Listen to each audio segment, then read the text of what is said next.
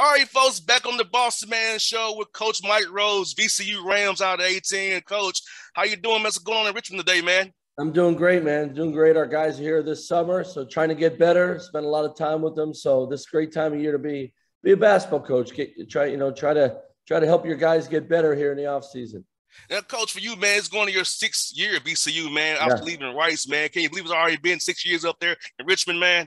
No, I can't. I mean, it's been a lot of fun, but 6 years, heck, that's what it's all about. Just keep going, keep moving along, and keep coaching your team. But I've been very, very fortunate to be at some great places, VCU being one of them, and going on year number 6, we're doing something right. And you had 5 winning seasons in your time there, and 2 20-win seasons as well. So I feel like you came in there, set your culture. You came in, set the right things for your guys, and it has to make you feel good knowing that, hey, when you go somewhere new, you can still do what you did at your previous place for setting the culture. You should feel really good. Yeah. I mean, you're exactly right. It's a great school to be a coach. It has great basketball tradition, great support. But you still gotta do the job on the court. And I think, with the coaching changes and me being the third coach, quickly in honestly 4 years, there was definitely some stuff we had to redo and fix and all that stuff. But the best thing about it is, you have opportunities to go out and get good players. And whatever, I don't care what anyone says, coaching this or what school you're at, you need good players. And we were able to get good players that continue to get better, and they want to win around here, and that's been a huge, huge advantage. And you got 14 wins in conference play, which is tough to do. So you winning against the people who know you the best. Talk about that. The emphasis on what your guys are winning against the people who know you the best. Yeah, I think you could pad up your non-conference all you want, even though that we don't do that. We try to play one of the best non-conference schedules. But when you get in the league play and everybody knows you, and half are at home, half are on the road, that's tough, and we take great pride in, and we're trying to win a regular season championship every year, and we did it one time, and the last 2 years we're a half game and 1 game out of winning and all that. So we're right there. If you could do well in your conference in the A10, it gives you a great chance to get into the NCAA tournament, and that's important to us.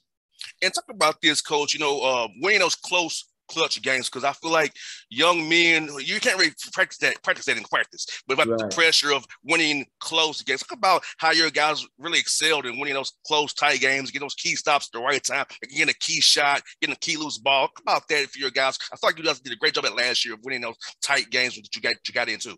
Thanks. Yeah, we had a bunch of them. But you're exactly right. You talk about them in practice. You try to set them up, and 20 seconds left, ball on the side, here's what we're going to run, whatever. But, the best experience is game experience.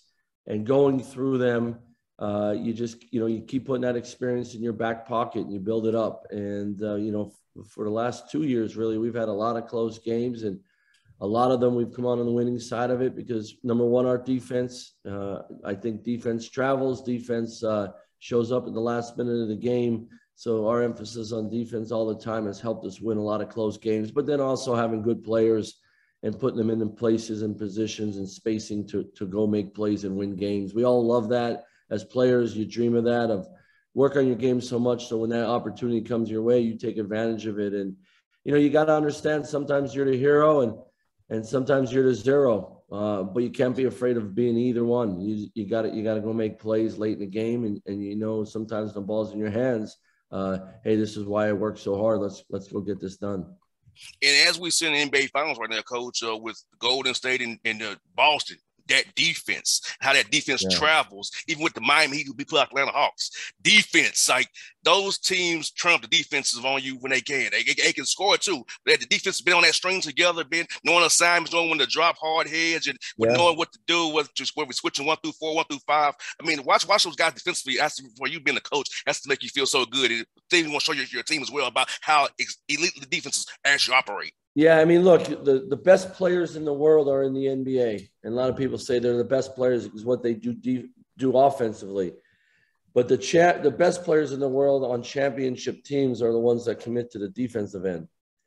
And you're seeing that right now in the NBA playoffs. You're seeing teams that can just take players out of games and get consecutive stops in the fourth quarter of an NBA championship game. That's just high-level basketball. And what I love about it, there's different ways teams are playing defense. switching everything, playing with a big guy that plays a certain way off of ball screens, the way they're switching. I wish we could watch a game someday where everyone on the court is mic'd up, because when you're at a game, as you know this, when you're at a game and you hear the veteran players talking on defense, it would make my job a lot easier. I'd get more guys at the college level to talk more and more. So that's winning basketball. That's championship DNA type of basketball. No doubt. Yes, it's because I'm right behind the bench, so I get to hear everything. I'm hearing the call. So you're right. When you're actually hearing what's being said, and for me, I'm a shoot around, so I kind of know what we're gonna do, and I know when somebody's screwing up too. Like they didn't. Right. Yeah. So but for me, it's fun to hear all this stuff. And the talk is so important, and we stress that, and we get better and better at that. But a lot of people don't know how important that is. No doubt. And for you, Coach, you all got your guys back on campus, man. You and I both know this. There's sometimes where a guy individually gets better. And by you being there so long, you can really focus on people's games, getting their development, their shots, their dribbling, their handle, because, come the fall time, it's about getting the team ready. But this time of the year, it's about they're putting the work to get their games on point for you guys come September. Yeah, absolutely. The whole month of June and July is how much better can you get than everybody else as an individual and as a team. And put the time and work in. That's what I talk about all the time, and time and work. And if you want to be a really good player and everybody sees that at wintertime, you gotta do all the work when nobody's watching. And that's what June and July is for. So for here, we do a lot of skill development. We do some team stuff, but it's more about just living in the gym, working on your game, working on your shot, working on your handle, building some armor on your body in the weight room. And then when we play pickup, it's intense. It's the right way. We have some former pros, some guys that are pros now, former players at VCU back working out with us. And, that veteran savvy, seeps into our team and all that stuff. So we got off to a good start here. We got a couple weeks left going into summer. So we got a lot of work to do. And for you, Coach, being at VCU in Richmond, man, you're a national brand now. People know about VCU. So you really have to do too much selling about coming to that university and playing there, getting a degree from VCU because of what it's meant and what it's been built up to be. So for you, how has it changed with the portal and the NIL thing, man, to get guys want to come there and play for you in the A-10, man? Well, the NIL, I think it's great that we have that. I really do. It allows players and their families to do better, right? Do better with their brand and their platform.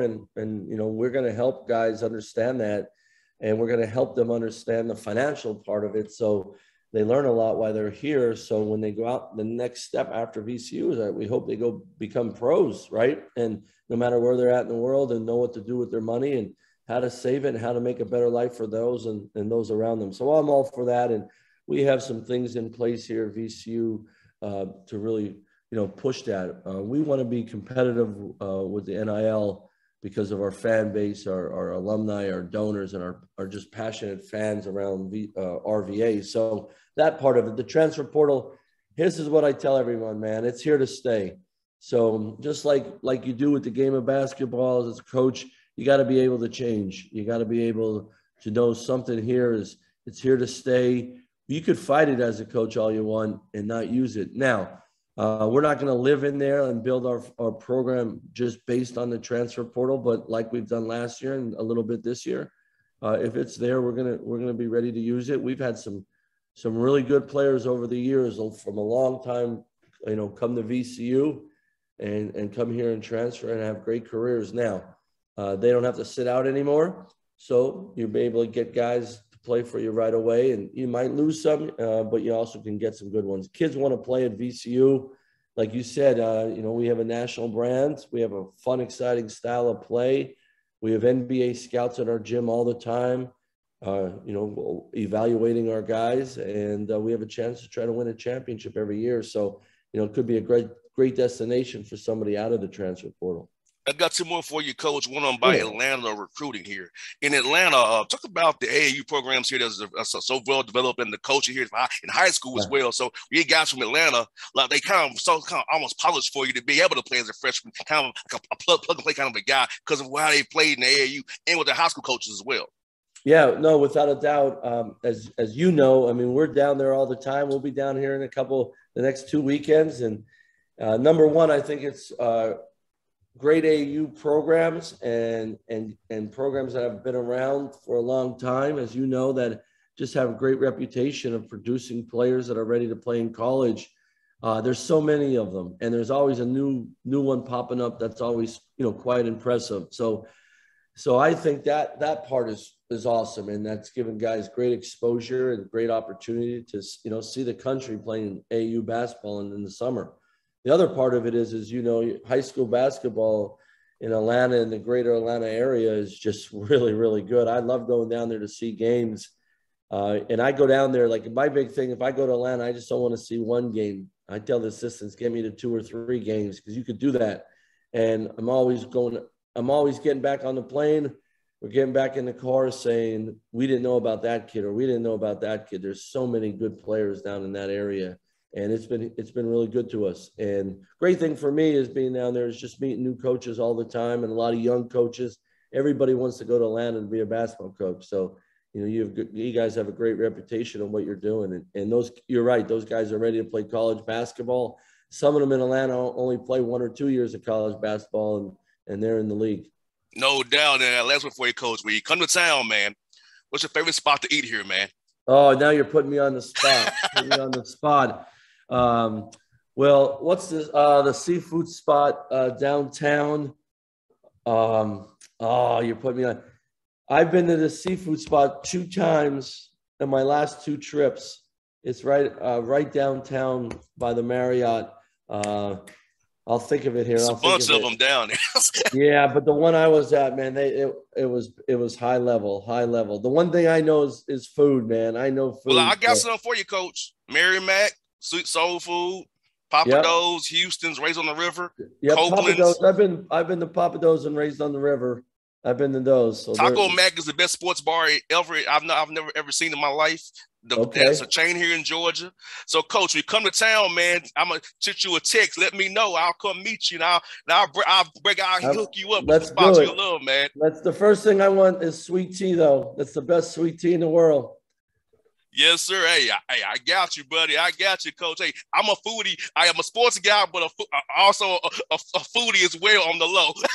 Then you and I are getting along. I love it. Yes, indeed. Hey, Coach, thank you for your time. I look forward to seeing you in the city, man. And best luck to your team as always, man. I look forward to doing this again with you down the road, buddy. You bet, man. Be safe. I'll talk to you soon. Appreciate it. See you, Coach. Thank you, man.